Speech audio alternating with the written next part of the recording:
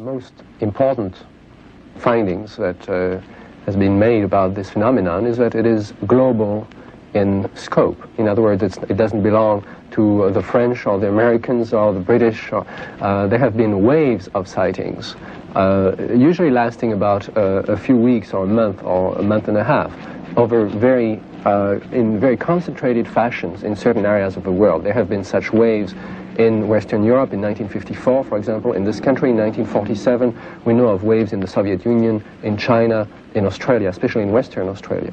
And what is typical about these waves is that the people from all these different cultures around the world are describing the same thing in their own terms.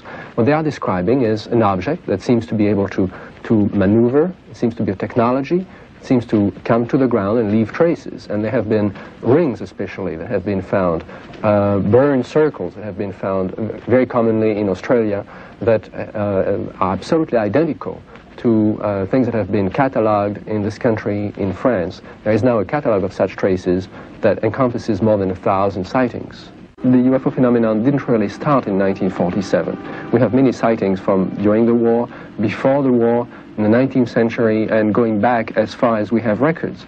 And in that regard, I've been especially fascinated by the possible parallel between UFO sightings and folklore.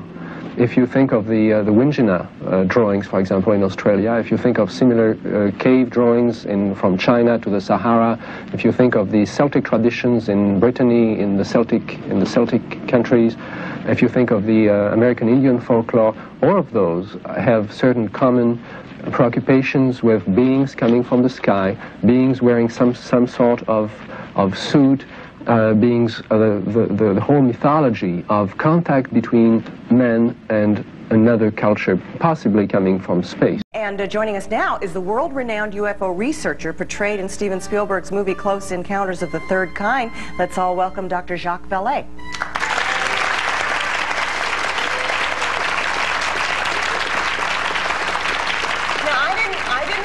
Until just sitting here talking to you that you didn't do this for a living, track UFOs. You? No, I was trained as an astronomer, and my interest started actually as an astronomer at Paris Observatory. So what piqued your interest? How did you get interested in all this? We were tracking satellites. We were working for the French government, and this was in the early days of the space program.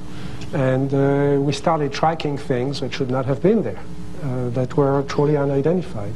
And one night we got enough data points on one of these objects that we would have been able to run that tape through a computer and compute an orbit and try to see it again.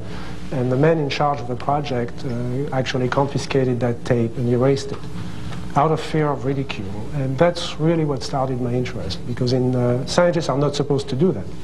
Yeah. Now you got your hands on government files and... Later, when I moved to the United States, I had the privilege of working with the man who was the scientific consultant for the U.S. Air Force, Dr. Hynek, at Northwestern, and I spent 4 years in my spare time going through 11,000 cases of the Air Force files. Now, what does the Air Force say? Well, much of that could be explained. I mean, it's 80%, at least 80% of all the cases are in fact mirages and reflections and known phenomena. But you're left with thousands of cases that are not explainable. And the Air Force would try to explain them away with completely ridiculous explanations. I remember one case where the witness saw something that he thought was a large bird at first, but it had 4 lights. And the Air Force explained it as a bird with 4 lights. That was the official explanation. It's still in the file. Way to go, guys! Hey, how many sightings do they have that they can't explain? There is some argument about that, but it's in the official files close to 1,000 that are unidentified according to their. Why did they want to cover all this stuff up? It was, well, first, to the credit of the Air Force, every time they went to the scientific community did not want to touch it. There is, as Marina said earlier, there is an arrogance in the scientific community. You know, don't bother me with a phenomenon that doesn't fit. It's because scientists want to base every single thing on fact, right? Well, yeah. and there are lots of facts, but there is a lack of good scientific research in this field, and I think it's a crime. I think the government data should be turned over to the scientific community, and there should be some level of activity within the scientific community to look at it. Because this goes on all over the world, right? All different governments have absolutely. The same stuff going on, right? I've had a chance to study cases, of course, in France, all over Europe, and in South America, and of course in the U.S. What's the weirdest case you've ever studied? I'm not sure weird is the right term for it. The most stimulating from a scientific point of view is a case in France in which a farmer was starting his tractor at 6 o'clock in the morning, and he saw something in his field some distance away, and he thought it was a helicopter or maybe a strange car that shouldn't have been there in his field. So he walked over, and all of a sudden he was paralyzed. He saw two small creatures. They were not quite the ones that you have here. They were